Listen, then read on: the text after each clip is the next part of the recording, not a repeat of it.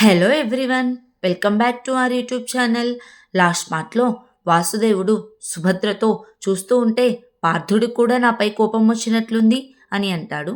ఆ తర్వాత ఏం జరిగిందో ఇప్పుడు తెలుసుకుందాం.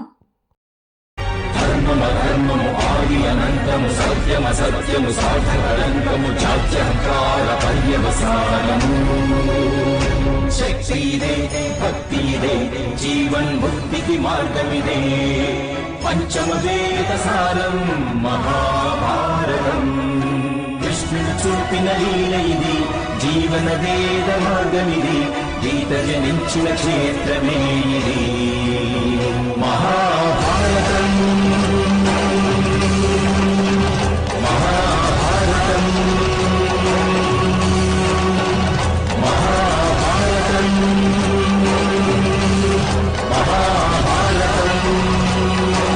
ఆ తర్వాత అర్జునుడు వాసుదేవుడి దగ్గరికి వెళ్ళి ప్రణామం చేసి, అధికారం ఉన్న వాళ్ళకే కోపం వస్తుంది మాధవ, నాకు మీపై అధికారం లేదు, కేవలం స్నేహం మాత్రమే ఉంది అని అంటాడు.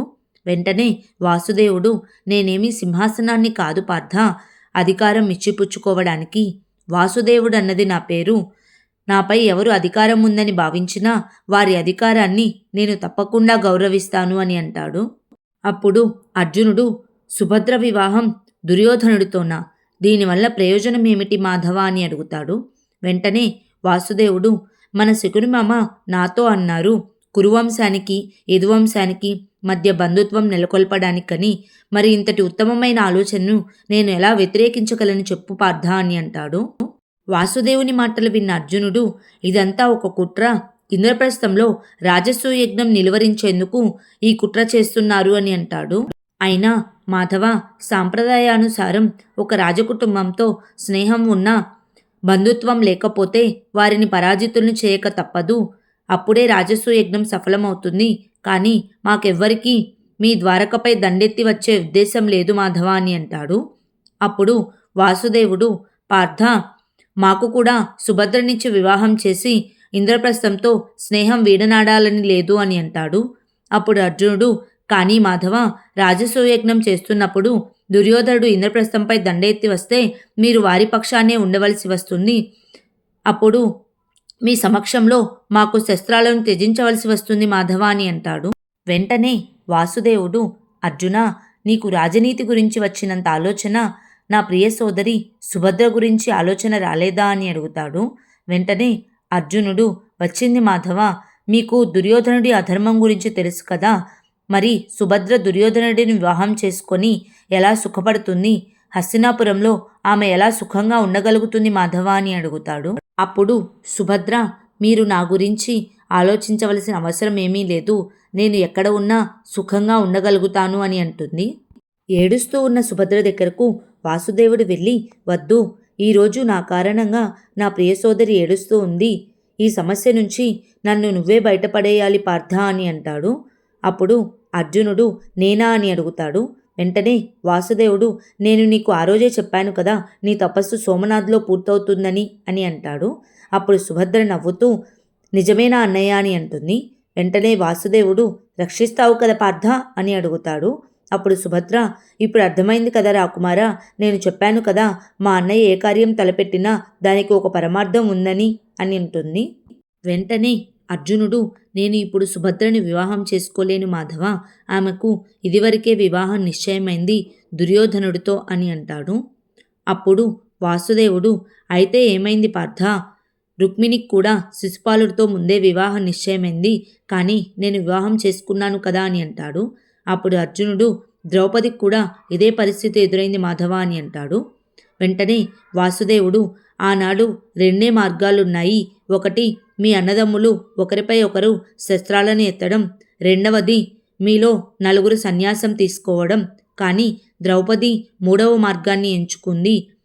ద్రౌపది మీ అందరికీ చాలా ఉపకారం చేసింది పార్థ అని అంటాడు. కానీ ఇక్కడ పరిస్థితి భిన్నంగా ఉంది. నేను అనుకోవడం లేదు దుర్యోధనుడిపై అస్త్రాన్ని సంధించేందుకు నీకు అభ్యంతరం ఉంటుందని, లేక దుర్యోధనుడు సన్యాసం తీసుకుంటాడేమో అన్న ఆలోచన నీ మనసుని బాధ పెడుతుందా అని అడుగుతాడు. అదే సమయంలో ధృతరాష్ట్రుడు తన కుటుంబంతో అంటే గాంధారి, భీష్ముడు, విదురుడు, కుంతీదేవి ఇంకా సకుటుంబ పరివార సమేతంగా దుర్యోధనుడి వివాహం సుభద్రతో జరిపించడానికి ద్వారకకు వస్తారు. దుర్యోధనుడు కళ్యాణ మండపంపై కూర్చొని హోమం చేస్తూ ఉంటాడు. అప్పుడే బ్రాహ్మణుడు కన్యను కళ్యాణ మండపంకి తీసుకురండి అని పిలుస్తాడు. అదే సమయంలో అర్జునుడు, మాధవ, నేనిప్పుడు సుభద్రను అపహరించుకుపోతే మీరు మీ అన్నయ్య బలరాముల వారు నాతో యుద్ధం చేయవలసి ఉంటుంది, కానీ నేను మీపై అస్త్రాన్ని సంధించలేను అని అంటాడు. వెంటనే వాసుదేవుడు, నీవు చెప్పింది నిజమే పార్థ, పెద్ద చిక్కు సమస్య వచ్చి పడిందే అని సుభద్ర వైపు చూసి, సుభద్ర, పార్థుడు నిన్ను అపహరించుకుపోలేడట అని అంటాడు. అప్పుడు వాసుదేవుని మాటలు అర్థం చేసుకొని సుభద్ర, అన్నయ్య, మీ పార్థుడు నన్ను అపహరించుకుపోలేకపోతే నేనే మీ పార్థుడిని అపహరించుకుపోతానన్నయ్య అని అంటుంది. అప్పుడు అర్జునుడు, అపహరిస్తావా? నువ్వు నన్ను ఎలా అపహరిస్తావు? ఒక యోధుడి అపహరణ ఒక కన్య చేతిలోనా? ఇది చరిత్రలో ఎప్పుడూ వినలేదు అని అంటాడు. వెంటనే వాసుదేవుడు, కానీ ఇది మంచి ఉపాయమే. కష్టమే సుమా, లోకం నవ్వుతుంది, నీకు కూడా ఎంతో పరాభవం ఎదురవుతుంది, నీవే ఆలోచించు పార్థ అని అంటాడు. అప్పుడు అర్జునుడు బాగా ఆలోచించి, మీ ఆదేశం ఏమిటి మాధవ అని అడుగుతాడు. వెంటనే వాసుదేవుడు, సాధారణంగా లోకంలో శౌర్యమే ప్రేమను అపహరిస్తుంది. ఒకవేళ ప్రేమ శౌర్యాన్ని అపహరిస్తే ఈ లోకంలో అది ఇంకా సుఖమయమవుతుంది, కానీ అంతిమ నిర్ణయం నీవే తీసుకోవాలి పార్థ అని అంటాడు. వాసుదేవుని మాటలు విన్న అర్జునుడు, మాధవ, మీ సలహా మేరకు నేను స్త్రీవేషాన్నే ధరించాను, ఇప్పుడు ఇది కూడా చేస్తాను అని అంటాడు. అప్పుడు వాసుదేవుడు సుభద్రను పిలిచి, సుభద్ర, నీకు రథాన్ని నడపడం తెలిసే ఉంటుంది కదా, నీకోసం రథాన్ని సిద్ధం చేసి ఉంచాను అని అంటాడు. వాసుదేవుని మాటలు విన్న సుభద్ర సంతోషంతో అన్నయ్య అని చెప్పి వాసుదేవుని దగ్గర ఆశీర్వాదం తీసుకుంటుంది. ఆ తర్వాత వాసుదేవుడు అర్జునుడితో, పార్థ, సమస్త ఆర్యావర్త భవిష్యత్తు దీనిపై ఆధారపడిపోకుండా ఉండుంటే నేను ఇంత పెద్ద ప్రణాళిక వేసేవాడిని కాదేమో అని అంటాడు. ఆ తర్వాత సుభద్ర, అర్జునుడు అక్కడి నుంచి బయలుదేరుతారు. ఆ తరువాత ధృతరాష్ట్రుడు బలరాముడితో, ఏమిటి బలరామ, కన్యను తీసుకురావడానికి ఇంత ఆలస్యం అవుతోంది అని అంటాడు. వెంటనే బలరాముడు, నేను దాసీలను పంపించి చూడమని చెప్తాను మహారాజా అని అంటాడు. సుభద్ర, అర్జునులను రథంపై చూసిన శకుని వెంటనే కళ్యాణ మండపం దగ్గరికి వెళ్ళి, కన్య కళ్యాణ మండపానికి ఎలా రాగలదు మహారాజా, కన్య ద్వారకకు చాలా దూరంలో ఉంది, దురదృష్టవశాత్తు ఆమె రథం ద్వారక నుంచి దూరానికి పరుగులు తీస్తోంది అని అంటాడు. వెంటనే బలరాముడు లేచి, గాంధార రాజా, మీ మాటలకు అర్థమేమిటి అని అడుగుతాడు. అప్పుడు శకుని, నేను నా మేనల్లుడు దుశ్శాసనుడు స్వయంగా మా కళ్ళతో చూశాము. మొదట నేను ఏమనుకున్నానంటే బలరామ, రథం అదుపు తప్పి వెళ్తోందని, కానీ ఇప్పుడు నాకు అనుమానం ఏమంటే రథం అదుపు తప్పి వెళ్తుందా లేదా మీ రాజకుమారి సుభద్రే దారి తప్పి వెళ్ళిపోయిందా అని అంటాడు. వెంటనే బలరాముడు కోపంతో, మీరు మర్యాద మరచినట్లున్నారు గాంధార రాజా అని అంటాడు.